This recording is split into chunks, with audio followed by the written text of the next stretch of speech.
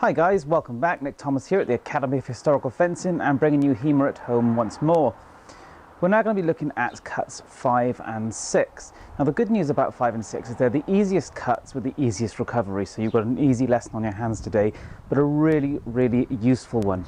And not only are you going to learn cuts 5 and 6, but you're also going to get a good window into how Roworth likes to approach cutting mechanics, and specifically how he likes to emphasize efficiency and fast cuts that keep you defended over big powerful ones. And by that I mean, if you want to power a cut up, then you're going to want to swing and get a lot of speed, power and rotation into it.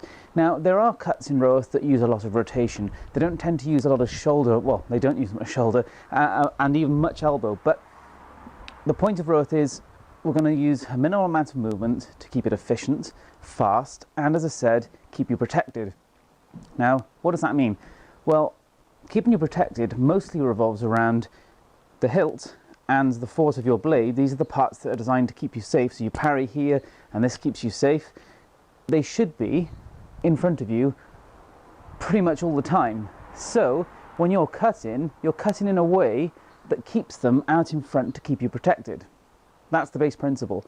So we'll go in for safe cuts and fast cuts.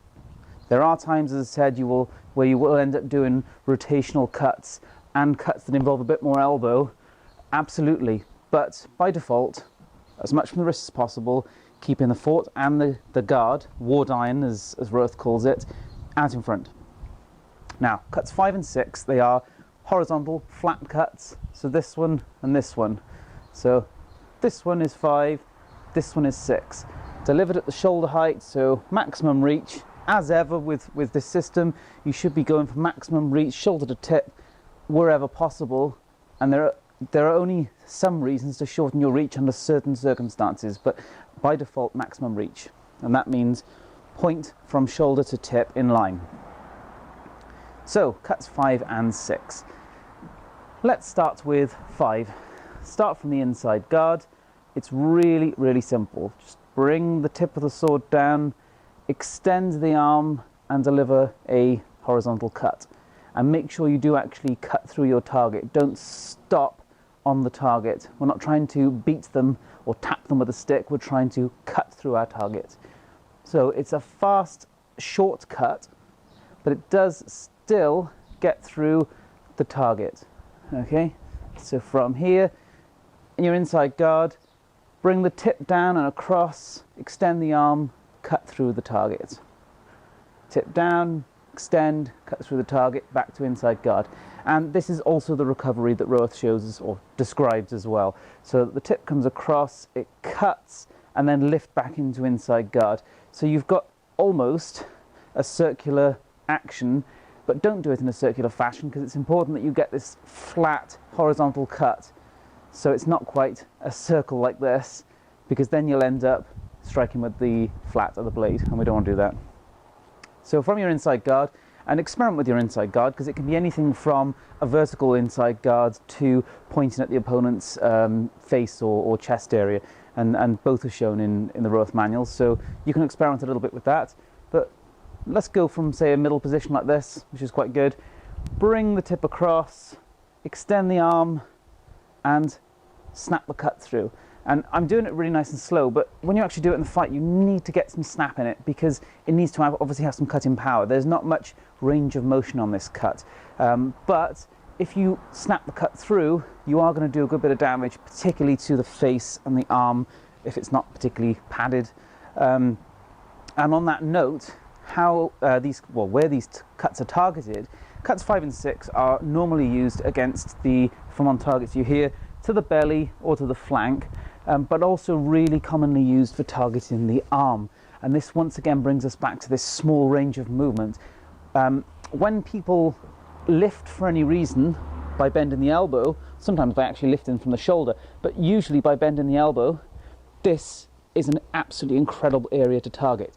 And you'll notice that even if I had a basket hilt here, maximum protection basket hilt, I'd still be exposing the arm. So when people in the fight do this against you, use 5 and 6 to snap a cut really quickly into their forearm. And that's a timed shot that is described throughout Roworth. and is a really good way to interrupt your opponent's timing, which is why it's called a time shot. We'll talk more about that another time. But yeah, if at any time people do expose their forearm by lifting, snap a cut 5 in, or the 6 that we're going to get into in a minute. And that is also a good example of why we want a fast, snappy cut, not maximum power. Because if somebody lifts like this and there's an opening, and you think rather than I'll just snap a cut in, is you want to develop power by doing this, chances are you're not going to get there in time.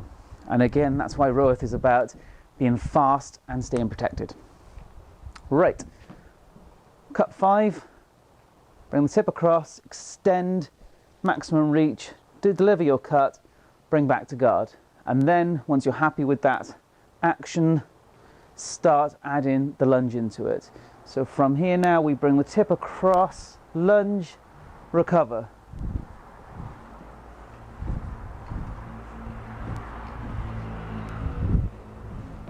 Okay, from here, tip comes across,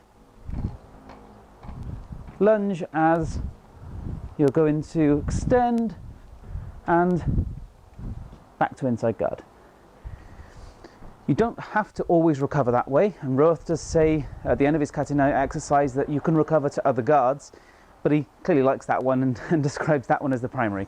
So work on that as your basic mechanic, and then you can experiment with recovering to other guards afterwards. But initially just work on the cut 5, return to inside guard. Now on to cut 6. The good news is cut 6 is just an exact mirror of cut 5, so it is really, really simple. Into your outside guard, from here, tip comes across, and then snap a cut horizontally to the outside position. From here, tip across, snap the cut through, outside guard. Tip across, cut, outside guard. From the side, again with your outside guard position, you can form it anywhere from vertically to point on line. I discussed that in a previous video and the advantages to either of those things, and you'll see a mix in our videos. From here, bring the tip across, snap the cut through horizontally, return to guard. So we're going back to where we started. Tip across, extend, back. Tip across, extend, and back. And if you use this as a conditioning exercise, so you just do this cut over and over and over as many as you can and build on it, you're going to develop the forearm strength that you really want for doing sabre. And trust me, you need good forearm strength for doing sabre. So these cuts 5 and 6 actions are going to really train these forearm muscles. Okay, once you're happy with that, then obviously add in the lunge as before. So bring the tip across, lunge, recover. Bring the tip across, extend the arm and lunge, and recover. Tip across, recover, and there we go. So there you have it, cuts 5 and 6. It is a small range of motion. It's snappy.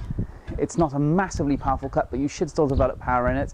And most importantly, your fort and your ward iron or knuckle bow stay where they need to be to keep you protected, and that is absolutely vital in the system. Later on, when you have other actions involved, like your parries and your slips and stuff like that, you will develop more power because you're going to have a greater range of motion. So, for example, if we just slipped and came back to an inside guard back here, there's a bit of elbow bend often when the parry, and now you're going to get a snappier, more powerful riposte. So there are ways and reasons that you're going to develop more power, but initially when you're training solo, train these fast, snappy cuts, and you will time people when they expose their forearm really well. So I hope you enjoyed the video. There'll be plenty more to come. If you haven't subscribed, please do so.